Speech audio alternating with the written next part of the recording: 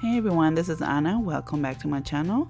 In today's video, I want to share with you this really cool stamp set called Viva La Vida by Dilo En Español, which is a California-based company that specializes in Spanish-speaking stamp sets. These are part of the new release and they feature Frida Kahlo and a lot of her famous quotes. And they have it in two different sizes. This one, the little doll is about 5 inches and the other one is about 4.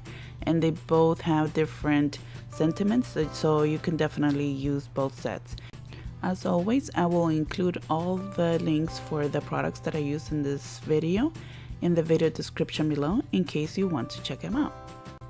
I will be watercoloring the image, so I'm using Canson XL watercolor paper, 140 pounds.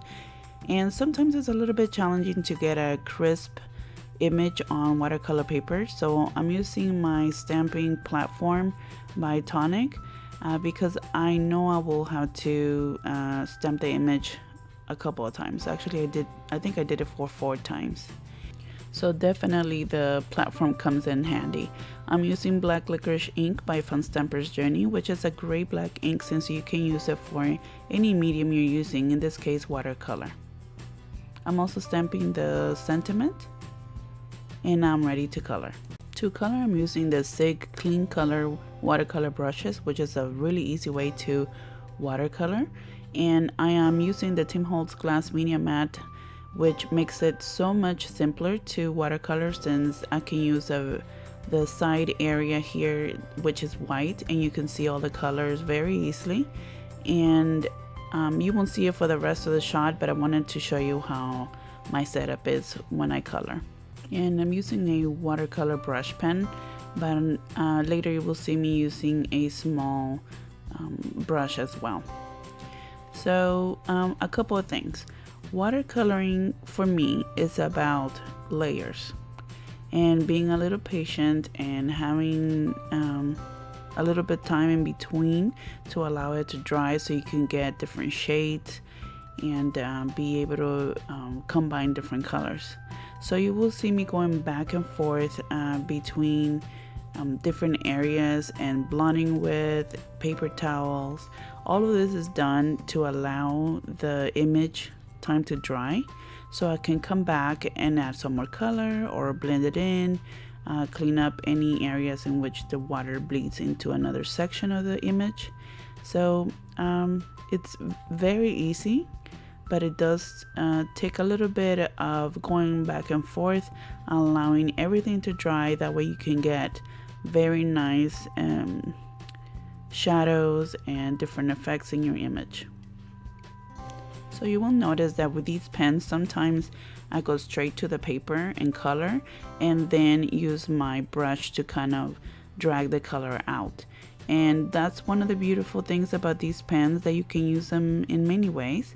Direct to paper is just one of them. And you can also mix them on a mat like I'm doing off camera, or you can mix them on the actual paper. So one thing that I like also is that whenever you use it on paper, it gives you a slightly darker color. So it's great to do it that way to add shadows and to emphasize any area that you want to make it darker. So once again, the key for watercoloring is to allow time to dry in between, and it's not that long really, it's just maybe a minute or 2. So by the time you finish the bottom, then the top is ready for you to go and add a little bit more shadowing and so forth. So there's really no right or wrong way. Watercoloring is a very forgiving method of coloring, and it's so much fun. You can come up with so many different colors, and you learn how to combine different colors depending on the shade that you want.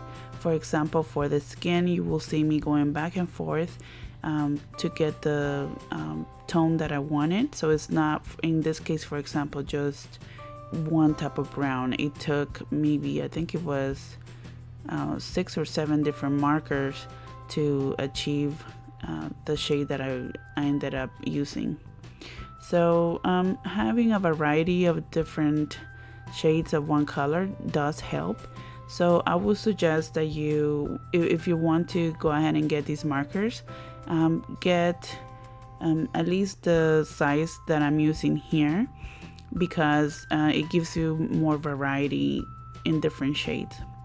Now you will see me here coloring the eyes, and then later I will add water and run a little bit of the black onto the white area and then blot it with a paper towel.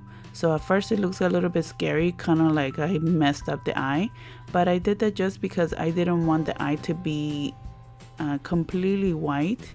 I think it gives it like a glossy look if you add a little bit of the shade of the iris, and then later I'm using glaze on top of the eye, so it gives it a more vivid look.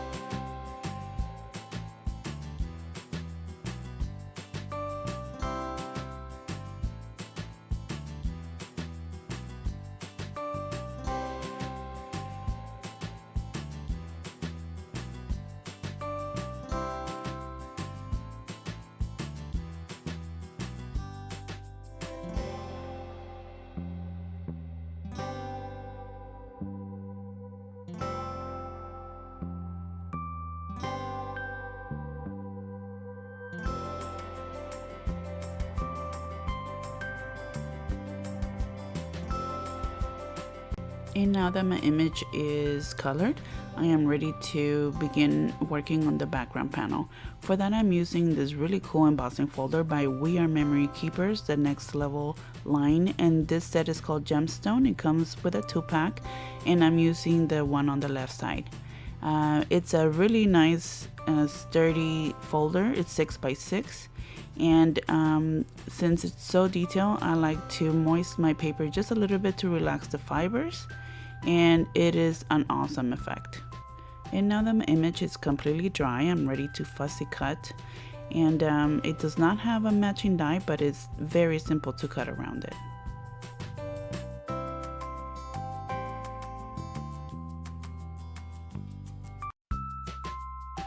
And due to the layout that I chose for my card, the sentiment will not fit as is, so I have to cut it and divide it into different phrases. And then I cut strips of black cardstock and matted around each of the phrases. To cut the strips, I'm using Tim Holtz 8.5-inch trimmer. I like using this particular trimmer whenever I need very thin little strips. The accuracy in this little guillotine is amazing, and you can cut super thin strips. So I highly recommend it to be added to your arsenal, because it definitely comes in handy. And this is the glue that I'm using. It's called Art Glitter, and it sounds like it will have glitter, but it does not. It's just white and it dries clear, and I'm using it inside of one of these fine tip needle bottles. It helps me reach very small crevices, so I highly recommend that you give them a try.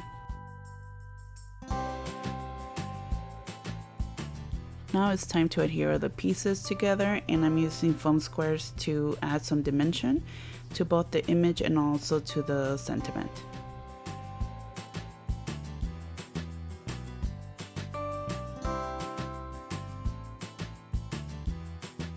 I added a little bit of shadow under the dress and under the sentiment by using a very light gray marker diluted with water, and I just like the effect that it gives.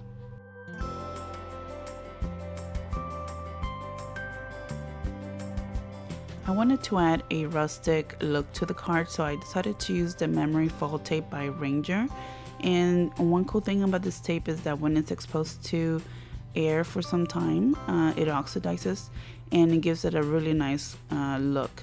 So I add some at the top and the bottom, and then just to bring all the colors together, I will add another piece of the black cardstock on top of that, just exposing a little bit of the metal in the background.